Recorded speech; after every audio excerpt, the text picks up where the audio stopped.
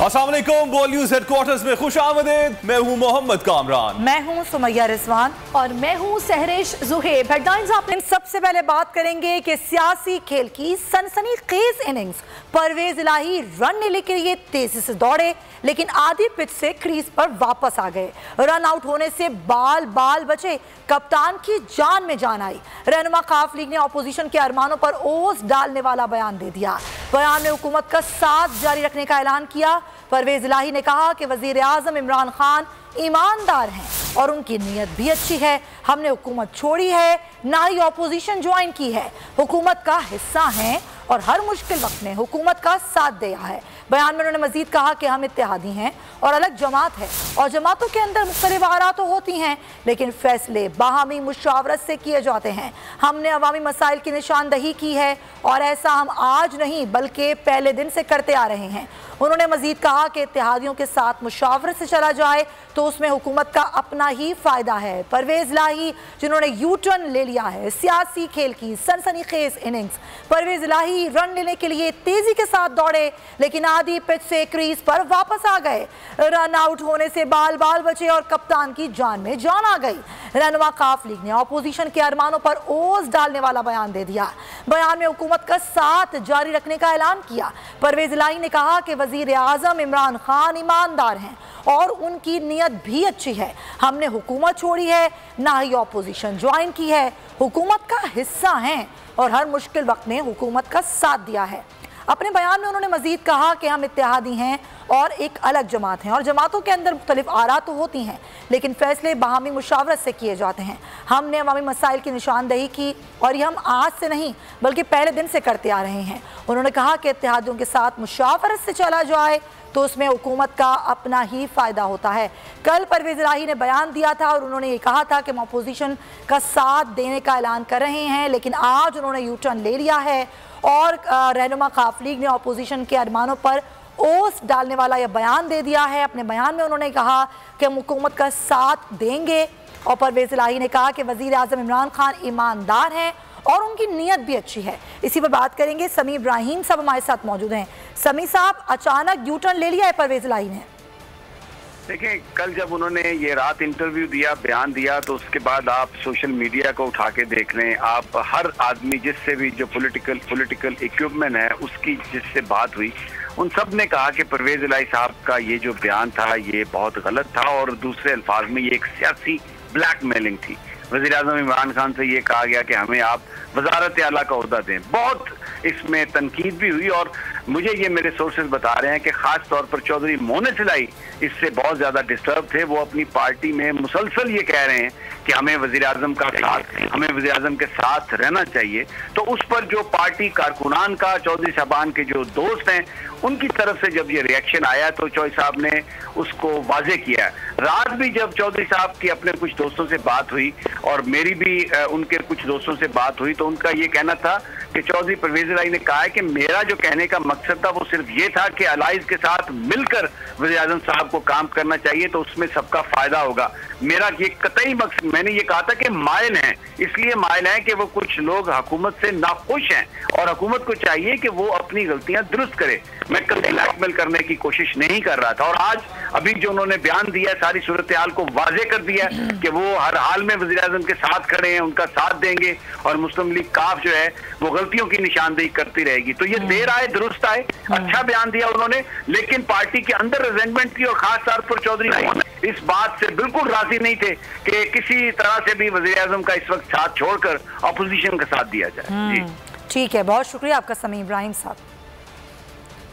जी हाँ, वजारत आला के हवाले से भी उनका ये कहना था कि अभी तक यहाँ से ऑफर नहीं हुई है, यानी कि हुकूमत ने अभी तक कोई ऑफ़र नहीं की है। ये कल एक इंटरव्यू में परवेज इलाही ने, चौधरी परवेज इलाही ने बयान दिया था और अब अपने बयान पर उन्होंने यू टर्न ले लिया है। उन्होंने कहा कि हम हुकूमत के साथ खड़े हैं, हम उनकी इत्तेहादी हैं, हम उनको छोड़ के नहीं जा रहे हैं। साथ ही साथ उन्होंने ये भी कहा कि वज़ीर आज़म एक ईमानदार आदमी है और इत्तेहादियों को साथ लेकर चलना होता है। अब इत्तेहादियों को, लाइन्स को साथ लेकर चलते हैं। उन्होंने कहा कि हम इत्तेहादी साथी हैं हुकूमत के, हम हुकूमत को छोड़ के कहीं नहीं जा रहे हैं। अलबत्ता हमारी अपनी एक पार्टी है और पार्टी में आरा मुख्तलिफ होती हैं और मुख्तलिफ आरा पर बात ज़रूर होनी चाहिए। और हम तो शुरू से जो गलतियां हैं उनकी निशानदही करते आ रहे हैं। हमने आज बात नहीं की गलतियों की, हुकूमत की गलतियों की हम शुरू दिन से बात कर रहे हैं। अब उन्होंने ये कहा है कि हम हुकूमत के साथ हैं और ना ही हम हुकूमत छोड़ रहे हैं और ना ही अपोजिशन के साथ जा रहे हैं। पीटीआई और काफ लीग ताल्लुकात में तपिश बढ़ने लगी तो कूलिंग का अमल भी शुरू हो गया। परवेज़ खटक ने मोनिस इलाही पर वाज़ेह किया था वज़ारत आला देना मुश्किल है। जवाब में काफ लीग का रद्द-ए-अमल आया तो परवेज़ खटक ने दोस्ताना बयान जारी कर दिया। कहा काफ लीग हमारे इत्तेहादी है और रहेगी। चौधरी बरादरान हमारे साथ खड़े हैं और खड़े रहेंगे।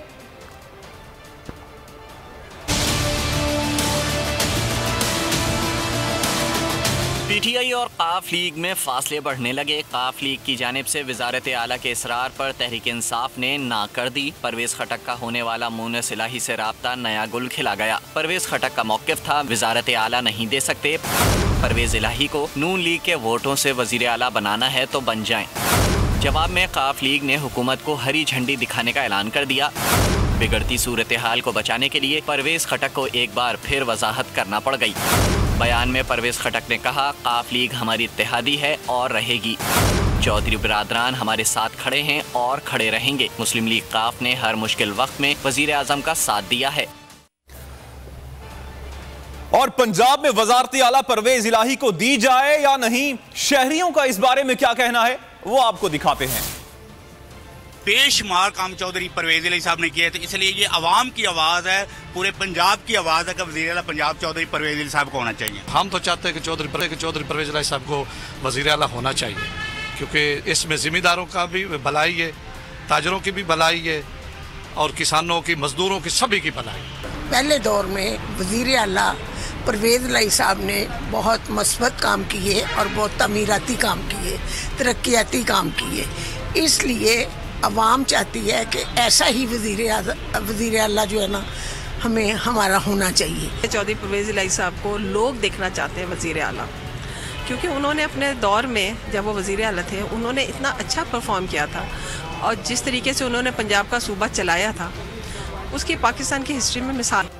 3 माह से कह रहा था कि ऑपोजिशन 23 मार्च को नहीं आएगी। मुल्क में खाना जंगी हुई तो जिम्मेदार फजलुर रहमान होंगे। नून लीग और पीपल्स पार्टी निकल जाएगी। मौलाना धर लिए जाएंगे। शेख रशीद के मौलाना परवार मीडिया से गुफ्तगू में कहा कि पाकिस्तान को इंटरनेशनल थ्रेट्स हैं। फजलुर रहमान वैसी जट बने हुए हैं। आप चौकों पर अजाने देंगे तो 10 साल तक कोई बात नहीं सुनी जाएगी। नस्ली और असली लोग इमरान खान के साथ खड़े होंगे। कि ये ना हो कि अदम एतमाद जो है कहीं मुल्की अदम इस्तेकाम की तरफ मुंतकिल हो जाए, जमहूरी अदम इस्तेकाम की तरफ मुंतकिल हो जाए और उसकी सजा आपको मिलेगी। आप चौकों में अजाने देंगे, 10 साल तक आपकी कोई बात नहीं सुनी जाएगी। किसी को कानून हाथ में लेने की इजाजत नहीं होगी। ना हम आपको छेड़ेंगे ना आप कानून को छेड़ेंगे। अगर आप कानून को छेड़ेंगे तो हम आपको छोड़ेंगे नहीं, चाहे इसका नतीजा कुछ भी क्यों ना निकले। मुझे सबसे ज्यादा हैरत मौलाना फजलुर रहमान पे हो रही है। वो तो बिफरे पड़े हैं, वैसी जट पड़ने पड़े हैं। भाई आप आलमे दीन हैं, आप क्या बातें कर रहे हैं। तेल में भिगोई हुई लाठियां, और आपके भी सारे मदरसे पंजाब में ही हैं और इसके असरात क्या होंगे। क्या इस मुल्क को आप अनारकी की तरफ लेकर जा रहे हैं। मैं खास तौर पर मौलाना फजलुर रहमान साहब से कहना चाहता हूँ कि ये सारे भाग जाएंगे, आप धर लिए जाएंगे।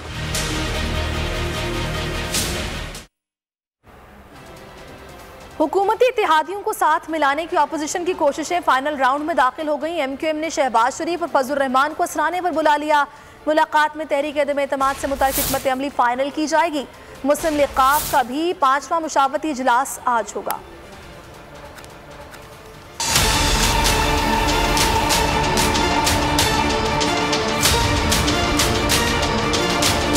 कभी असराने, कभी ज़ुहराने, कभी वादों के नजराने, पंछी बदलने लगे पुराने ठिकाने।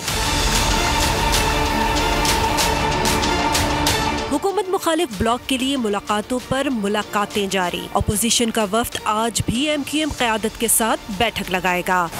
फजलुर रहमान, शहबाज शरीफ और दीगर पार्लियामेंट लॉजेस में हुकूमती इत्तेहादियों से मुलाकात करेंगे। असराने की दावत खालिद मकबूल और दीगर ने गुज़िश्ता शाम मुलाकात के दौरान दी थी। जराये के मुताबिक अपोजिशन रहनुमा MQM को साथ मिलाने की कोशिश करेंगे। MQM की शराइत से मुतालिक पीपल्स पार्टी के लचकदार रवैये से भी आगाह किया जाएगा। उधर मुस्लिम लीग काफ भी आज 5वीं मुशावरती बैठक सजाएगी। अपोजिशन से राब्तों का जायजा लिया जाएगा। मौजूदा हुकूमत के इत्तेहादियों से अब तक की बातचीत पर भी गौर होगा। और दूसरी जानिब अपोजिशन आज हुकूमत मुखालिफ हिकमत अमली को फाइनल टच देगी। मौलाना फजलुर रहमान और आसिफ जरदारी मुलाकात में अहम फैसले करेंगे। हुकूमती इत्तेहादियों से मामलात हतमी मंजिल तक पहुंचाने के ऑप्शंस पर गौर होगा। पीपल्स पार्टी को PDM में वापसी की बाज़ाबता दावत दी जाएगी। JUI के अरकान असम्बली भी आज रात सर जोड़ेंगे।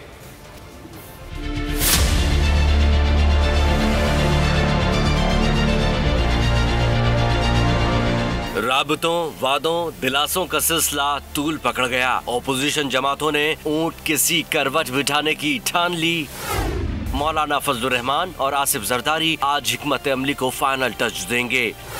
ज़राए के मुताबिक मुलाकात में तहरीक अदम एतमाद के नंबर गेम्स पर गौर होगा। हुकूमती इत्तेहादियों से जारी बातचीत के नताइज पर भी बात की जाएगी। दोनों रहनुमा मुज़ाकरात को हतमी मंजिल तक पहुंचाने के लिए ऑप्शंस पर गौर करेंगे। सरबराह PDM मुफाहिमत के बादशाह को दोबारा ओपोजिशन इत्तेहाद में शमूलियत की दावत देंगे। लॉन्ग मार्च के लिए मिलकर कदम बढ़ाने का जायजा लिया जाएगा।